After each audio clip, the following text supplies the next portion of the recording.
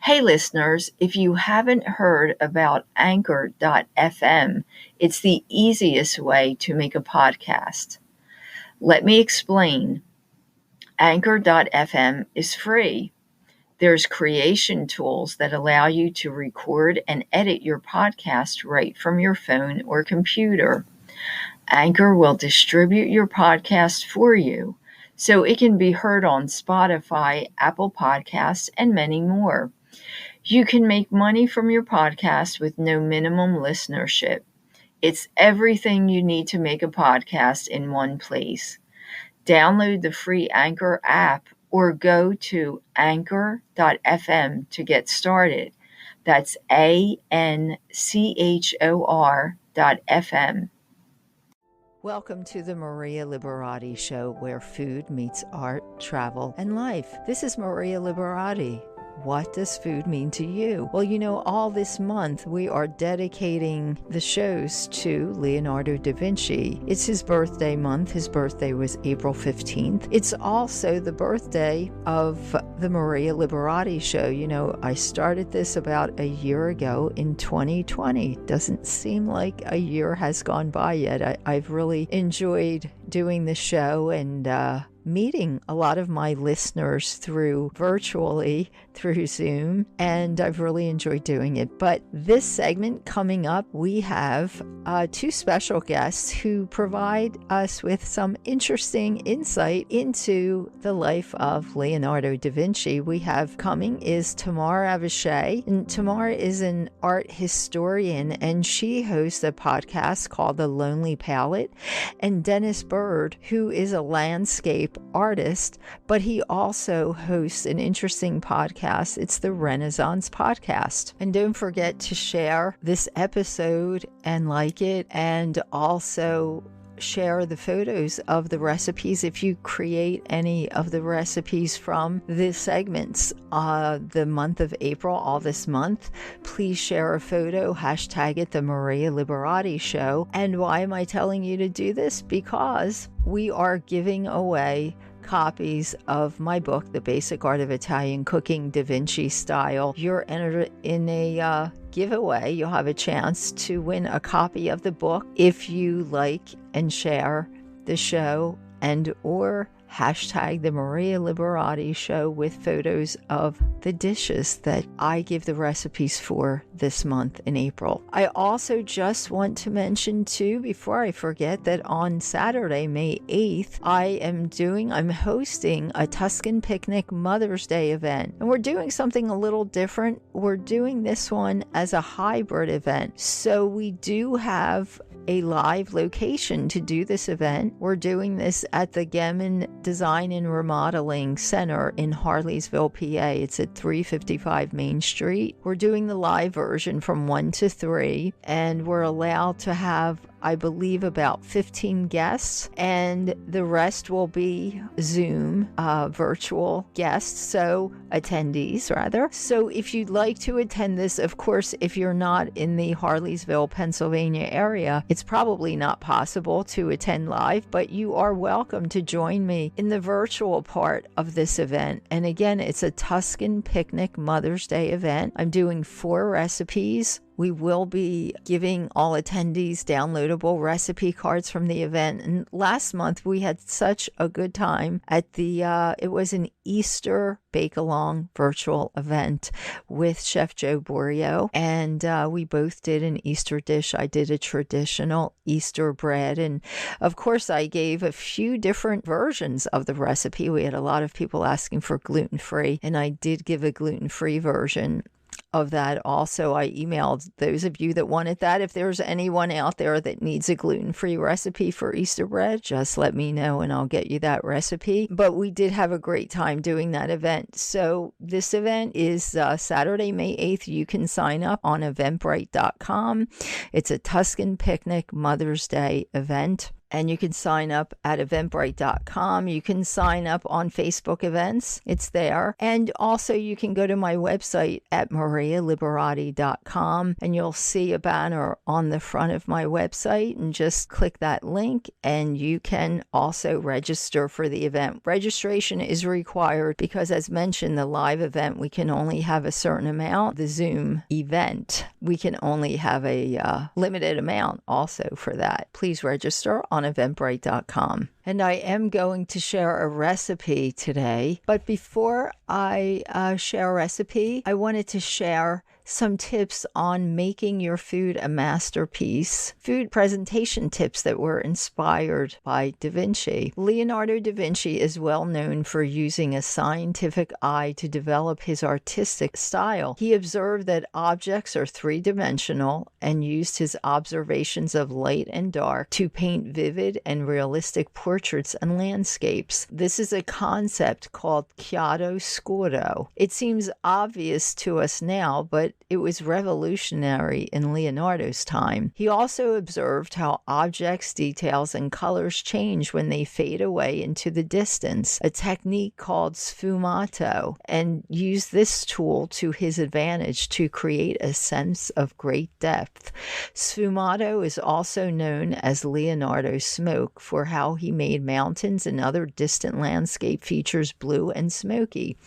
While this is not as conclusive or conducive rather to the culinary arts as other aspects of his style, it's still worth noting. Other notable features of his art are the cross-hatching that slants to the left, caused by his left-handedness. This is also the reason that he wrote backwards to reduce smudging. He used many left-handed and tools and adapted tools in his work. So presentation is a huge part of what makes food so delicious. By using Leonardo da Vinci's art style, you can make unique and pleasing arrangements of food that are Instagram worthy. Pay attention to the way light will change the way your food looks. For example, pancakes look great when eaten by a window rather than beneath an overhead light. The angle of the light makes the syrup shine and brings out the texture of the pancakes. In fact, using natural light whenever possible will make meals more enjoyable. Pay attention also to hand dominance. There are subtle differences between how right-handed and left-handed people eat, and arranging the plate accordingly can make meals more enjoyable for everyone. Try eating with your non-dominant hand. How would you arrange the meal to make eating it easier? This could also have an impact on the silverware arrangement. Presentation is important when it comes to food. Think about the difference between a burger from a fast food restaurant and one from a higher end restaurant. There is the obvious difference in ingredients and preparation, but the atmosphere and how the dish is arranged play a large part as well. Many people say that even commonplace dishes like macaroni and cheese taste better when eaten on nicer dishes with garnishes or in more pleasant lighting than the typical overhead kitchen light. You don't need to wait for a special occasion to make your food look as good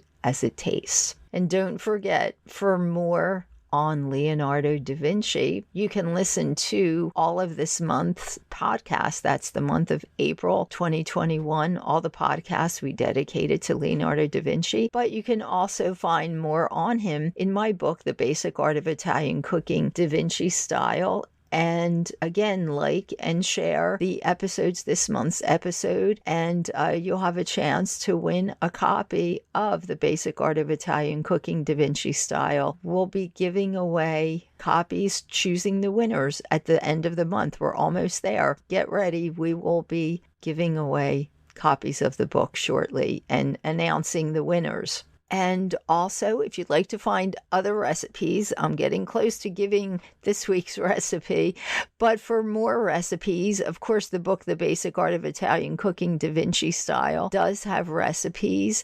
Each of the 10 chapters are about a town or a city that Da Vinci lived in. And each of the 10 chapters have recipes that are traditional to those cities or towns. However, my other books The Basic Art of Italian Cooking, Holidays and Special Occasions. And The Basic Art of Italian Cooking also have lots of recipes, and actually they're culinary memoirs, so they do have stories about my life in Italy and recipes that go along with those stories. The Basic Art of Italian Cooking, Holidays and Special Occasions is about holidays from Christmas Eve and the Feast of the Seven Fishes all the way down to Carnival. There's a lot of other holidays in between, and there's culinary memoirs and recipes for those special holidays and tips. And you don't really need to have a holiday to celebrate. You can make any day a holiday or a special day with those recipes. My first book, The Basic Art of Italian Cooking, is also a culinary memoir, but it's more like a coffee table book, and it has lots of stories of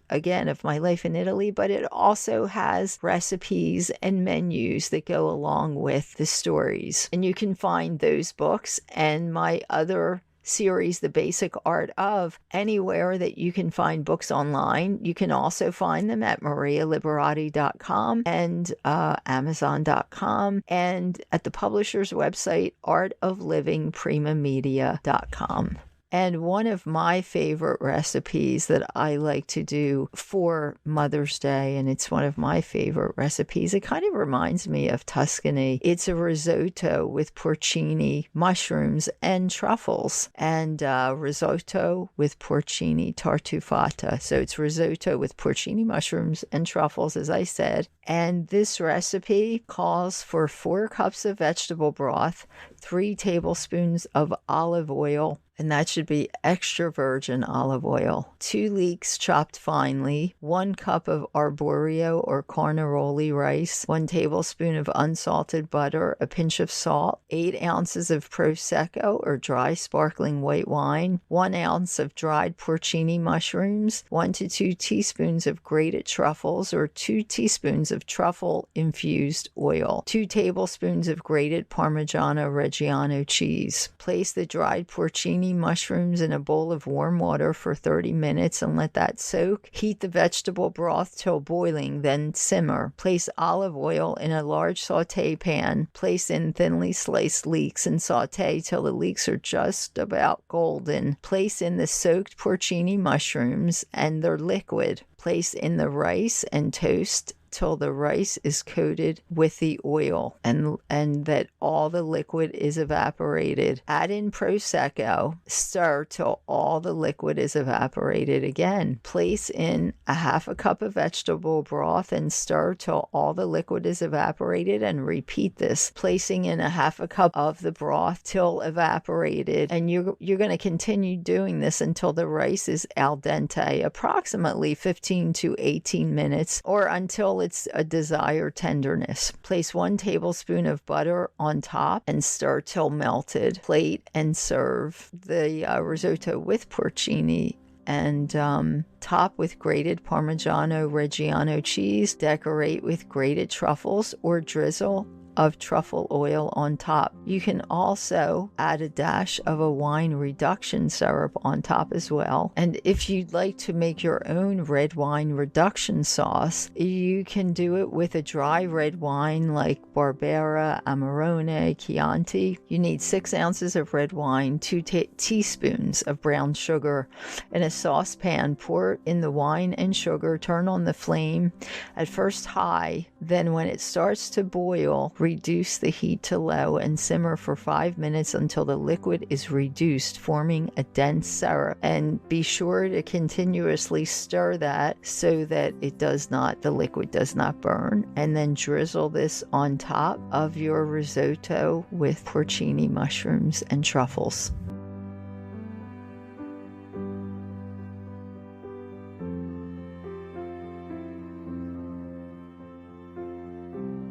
All of this month, again, because we are doing, this is the month of Leonardo da Vinci. His birthday was April 15th. So we're kind of celebrating the man, the genius, and having all kinds of, I love this month. I've had such interesting guests on, and my guest also now is also very interesting. Dennis Bird is a landscape artist, painter, And he's also host of the Renaissance podcast. And Dennis is going to give us some interesting insights into DaVinci. You know, he was a Renaissance artist also. So, Dennis, thank you so much for being here and being with us today. Thank you for having me. Sure. And so, you know, I know we were chatting a little bit, but give us some insights into, I know you had some interesting theories and ideas and that you started telling me about DaVinci. So give us some insight into this fascinating person. Well, one of the theories that's come out lately, again, it's still theory, but that his mother was potentially a slave purchased, from the Ottoman Empire. There's some scholarly research now. Again, it's a very hot topic, but Yes. But potentially from the Baltic or from North Africa, and so that's one of the interesting theories. Either way, she was definitely of a different social class, and that presented a problem for Leonardo's father, who was a notary of an upper class family in Italy, and so this made it basically made Leonardo an illegitimate child, and so he didn't have some of the benefits of his father's family. Yes. And his father raised him, but as I was mentioning, I had read that he did let him visit the mother's family, but I'm not aware of what, but all this research going on now about the mother. But yes, that is one thing I knew. I know the father was a different class, a higher class than the mother. So it didn't make it possible for him to marry her at the time. But that's really very interesting. And so I know you had some other things you were telling me about his mathematical equations. Even though people think of him as an amazing genius, which he was, he just excelled at so many things. But you were telling me about the mathematical equations, I guess, that they found in his notebook. Yeah, so his early mathematical equations some of them were wrong, and to me, it doesn't take away from his genius. Right. But he had cultivated this image of being the mathematician, the engineer, the genius artist. It was part of his image making. Yeah. But the big takeaway is that he actually had to learn. He taught himself a lot of this. He wouldn't have learned this in Verrocchio's workshop when he was apprenticing. He spent the time to learn and improve. And so, yeah, by the end of his life, I mean, he's a brilliant mathematician, but he had to work to get there. So maybe that's encouraging for all of us. We can work to get to one of these goals and improve our own abilities. Yes, and one of the things I knew or I know about him is that you're right. I think he taught himself many things, and I think one of the keys to him, it seems from what I've read, he was like obsessed with things, not in a bad way, but in that he would just, if he wanted to paint a horse or a bird, he would just sit and stare at that. He loved nature, and he would just, upon hours, just stare at these objects for hours and hours, and probably days and months and years. And he would really study, whatever it was that he was interested in. And I guess that's how he taught himself. And that was probably maybe a key to, him excelling at whatever he did. But is that something that you have heard about, or, the way he used to study? Yeah, no, definitely. And he's one of the first artists to actually go out and sketch in nature and work from life. Most artists in the Renaissance worked in the studio exclusively. So he would go and observe people. He would observe animals. And a lot of his inventions come from his observations of nature, everything from the helicopter to his ideas about tanks and planes. It's from observing the natural world and then taking these and applying them to, his engineering brain.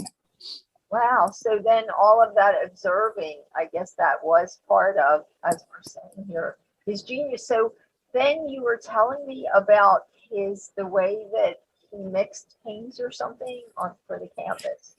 Well, so he was trained as an oil painter with Verrocchio. Actually, let me go back. He was originally apprenticed as a goldsmith, and being a goldsmith in Florence, in the Renaissance was pretty common for a lot of the artists. And it's a good way to enter into the field. It's very lucrative.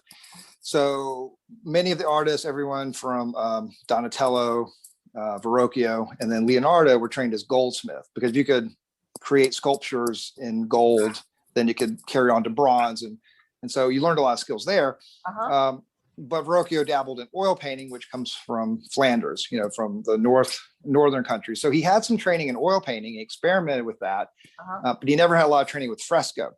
And so with The Last Supper, that's the big one where we see the example. Michelangelo with the Sistine ceiling, Michelangelo trained with Ghirlandaio. He trained one of the best fresco painters of the day. Yeah. So he has a whole different understanding. Leonardo was finding his way, right? And so he would mix things like oil paints with fresco, and fresco is essentially paint and plaster. And that moisture from the plaster needs to escape. So when you put oil paint on top of it, it doesn't escape. And so you get buckling, you get mold. So unfortunately, this is why we have the Last Supper the way we do today. It's not actually age and some of the other things, because the Sistine ceiling's doing quite well. Yeah. It's unfortunately his experimentation. Now, sometimes great things come out of that, but some of the issues that we see were already developing in his lifetime with the painting. Yes. Wow. But, and the funny thing, I mean, it's just kind of a funny thing in it when I've been in Italy and talked to people in the art world, they'll tell me like these different little stories about, because him and Michelangelo, they were very competitive. Some funny stories and just, I guess they would try to outdo each other. Well, they also, they were vying for a small amount, I guess, of contracts, for whoever. So, but yes, they were extremely competitive. So, but yes, and the thing is, I'm, my background is also a chef, so I did study that you were mentioning about the balancing of colors of paints and things. He also, in his writings, he applied that to food. He believed that you should balance what's on your plate. You might have heard of that. The way that he balanced the colors on his canvas, which was I just find that really, really interesting. But such an interesting person. Is there anything else you'd like to tell us, or any other? I don't know. There's so much with Leonardo. Yes. I mean, I always find it interesting. He goes to Milan to be a military engineer, and then never actually designs anything, never has the opportunity. He spent most of that time, he didn't even declare himself as a painter in Milan, which is, we think of him as a painter, but he applied to be a military engineer for the Duke of Milan. Yes. But he's an interesting character. We could go on and on, really. Yes, we could probably go on and on. So tell us about you, just real quick. I know you're a landscape artist, and what kind of is there anything you specialize in, or any particular type of landscape? Yeah, actually, so I have a historical bent to my landscapes, which is kind of interesting. I'm a history nut, and so a lot of my locations I choose. I live in North Carolina, so a lot of the locations I choose have some sort of historical connection. We have Old Salem, which is in Winston-Salem. It's similar to Williamsburg. It's been preserved. There's a lot of historic sites, and sometimes even just the landscape. There's so much history. I'm sure it's like that everywhere, but I find that here, there's a story about every cliff and every rock, and so that's part of it. Part of my history, or part of my landscape painting. But I paint a lot. I kind of spread out. I do a little bit in the Piedmont, and then a lot up in the mountains of North Carolina. Oh wow! I love the historical part, because I think that adds another dimension, right, to your art. If there's that historical part of what you were, also painting, that would add something to it. Well, that's great. Dennis, tell us, where can we find, it's called the Renaissance Podcast. Yes, you can find the Renaissance Podcast on iTunes, or you can go directly to the renaissancepodcast.com. Okay. And also your website, do you have a website? I do. I have a website for my art, and that one's pretty straightforward. It's dennisbyrd.com, and that's with one N, and it's BYRD. Great. That's great. Thank you so much, Dennis, for sharing and joining us for this special month celebrating Leonardo da Vinci.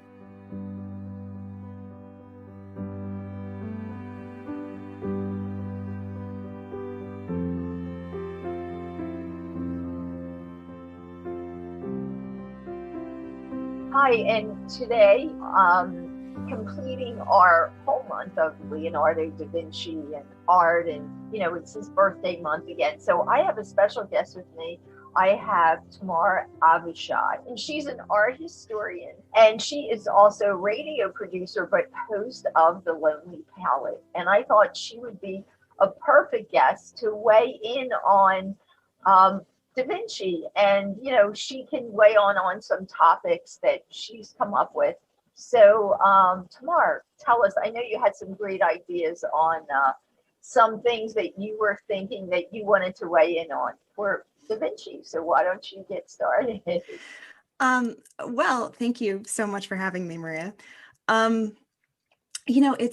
It's funny. There are artists that you get this a lot, both as an art historian, but also as the kind of art historian who's really interested in reaching out to the public, which is what I was before I even did the podcast. I was always interfacing, doing a lot of education stuff at museums, teaching a lot of college courses, and people have the artists that they think they should know.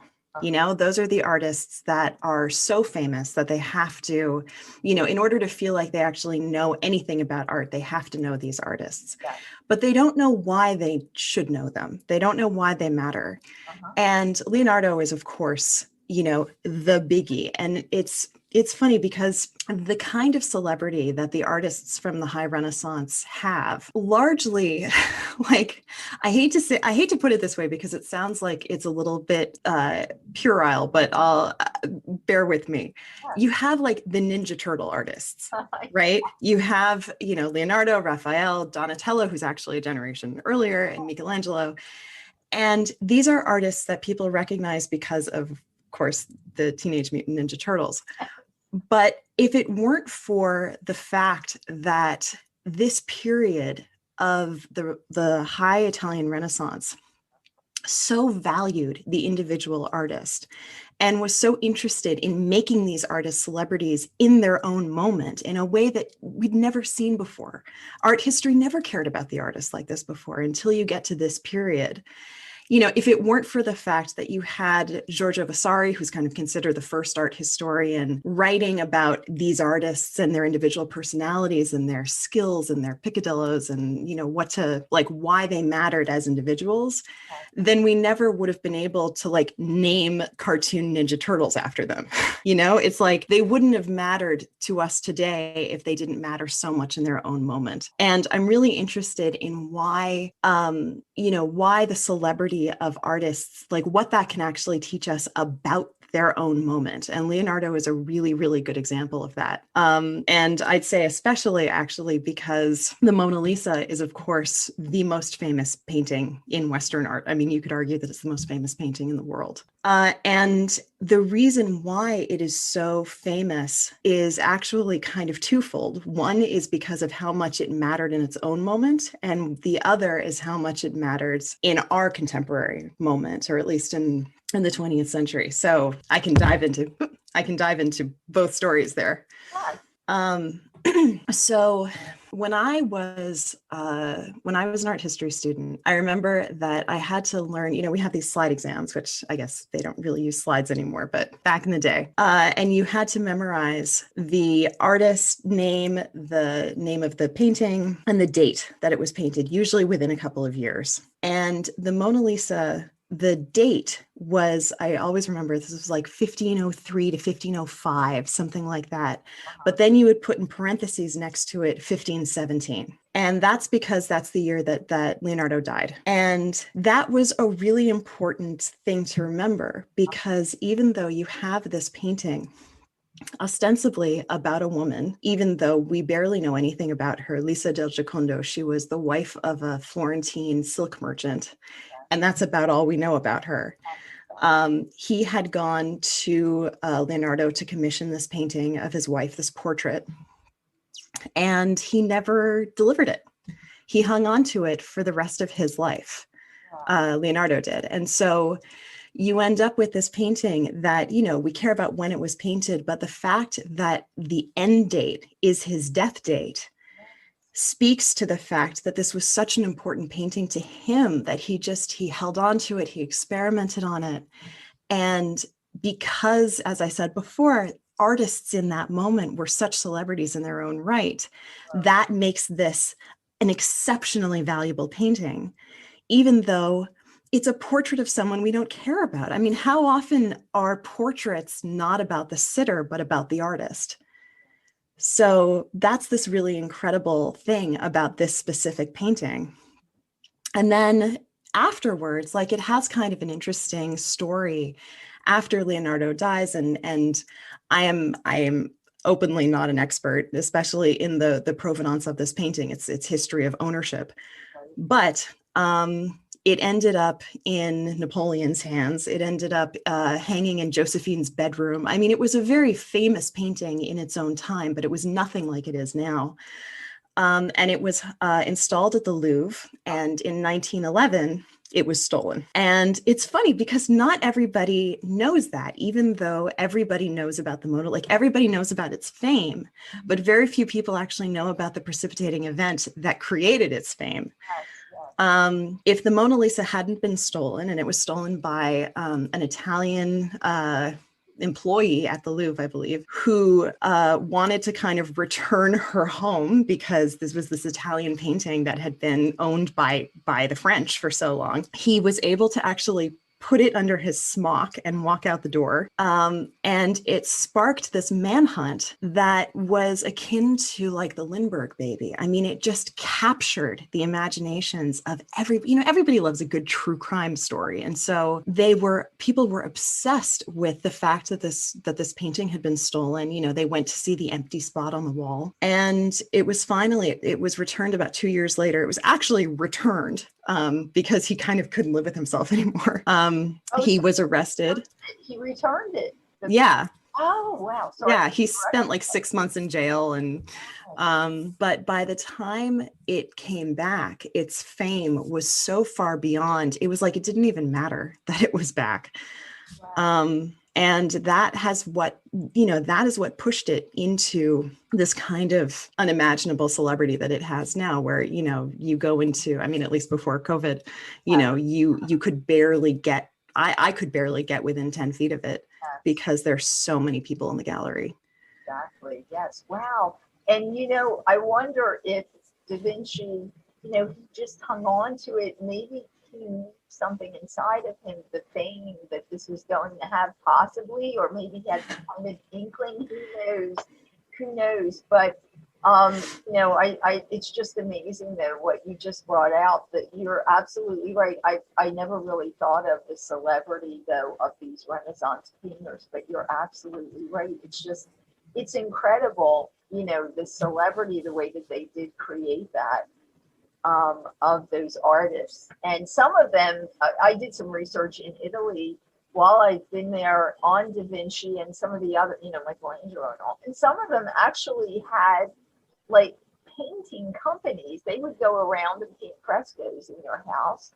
So, so I'm just saying, these artists that we think of as celebrities, if you talk to like an older Italian, they're like, oh yeah, well, that villa wherever in Tuscany, it could have been painted by one of, DaVinci or Michelangelo had this company, and they used to go around and paint, in these villas, like we would consider maybe a handyman or artist today. That was kind of like a side thing they might have done.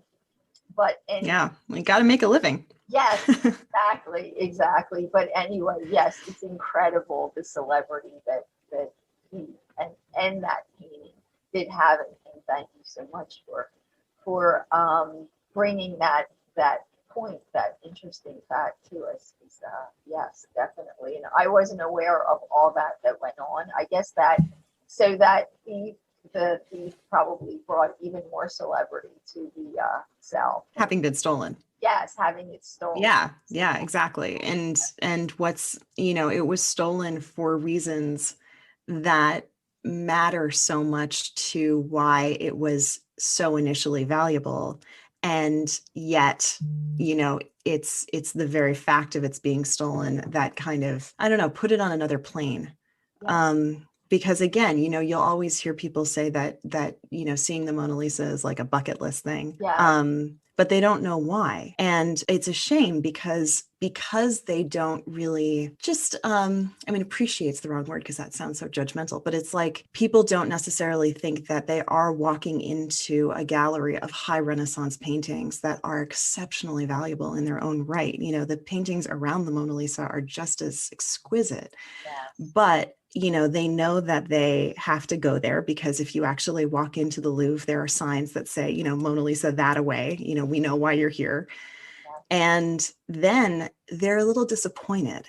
And how many times have you ever heard people say, yeah, it was really small. It was like smaller than I thought. It wasn't, it's just I remember talking to people in the gallery and they were like, yeah, it's just a portrait. And it's like, not only is it just a portrait, but like of who? Who, we don't even care, And so it's a bummer that the kind of fame it garnered wasn't really why it matters, because it does matter deeply, but not for the reasons that people seek it out for. I see what you're saying. It could be kind of a letdown. It reminds me of, I don't know if you've ever been to the Leaning Tower of Pisa.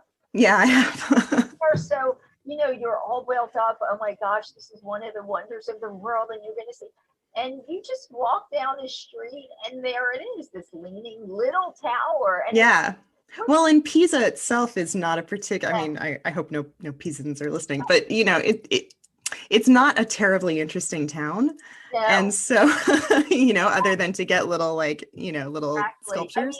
It's interesting, but it kind of reminds me of that in a sense, that same kind of, because you hear so much about it. And, I guess if we're not there, we're not close to it, you hear so much about it. And it's like, got this legend and you get there and it's like, is that all there is? And I guess in a way it's kind of a disservice to the Mona Lisa, to the actual painting, but there's just so much more to it. You're absolutely right. Well, Tamar Avishai, thank you so much. And you are the host of The Lonely Palette. Where can everybody find you? Do you have a website? Why don't you tell me? I do. It's thelonelypalette.com. Any podcatcher, anywhere you listen to podcasts, just look for The Lonely Palette and you'll find me. It's a picture, actually, appropriately enough, of the Mona Lisa with headphones on. And I'm all over social media. So at Lonely Palette on Twitter, at The Lonely Palette on Instagram. And I post regularly a lot of art history kind of facts. And so I would say that my Twitter account is not as interesting, but the Instagram one is. So check that one out. That's great. That's great. Thank you so much. Thanks again. And who knows, we might have you on again. Sure. Anytime. Thank you so much. Thank you for being on.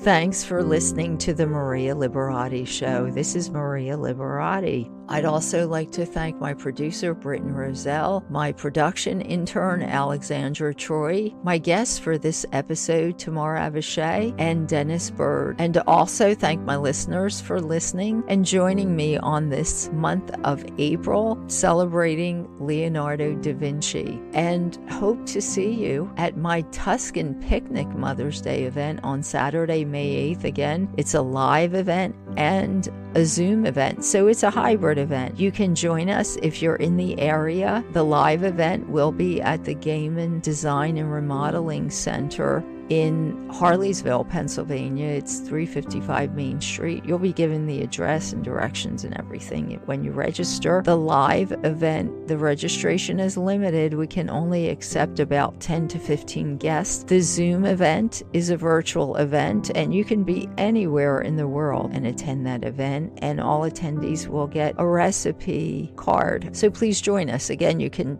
register on eventbrite.com, on marialiberati.com, or on Facebook events. You can also find me on Twitter at Maria Liberati with a capital M, on Facebook at Chef Maria Liberati, on Instagram at Maria Liberati, and LinkedIn at M Liberati. And you can also find me on my website at marialiberati.com, and my blog is there also. And you can also find more recipes and more of my culinary memoir stories in my book series, The Basic Art of Italian Cooking. You know, the series did win an international award, which I'm so proud of, called the Gourmand World Cookbook Awards in 2010. And the series is The Basic Art of Italian Cooking, The Basic Art of Italian Cooking, Holidays and Special Occasions, and The Basic Art of Italian Cooking, DaVinci Style, which is the book that we'll be giving away in the next few days to those of you, not everyone, but you'll be entered in a drawing to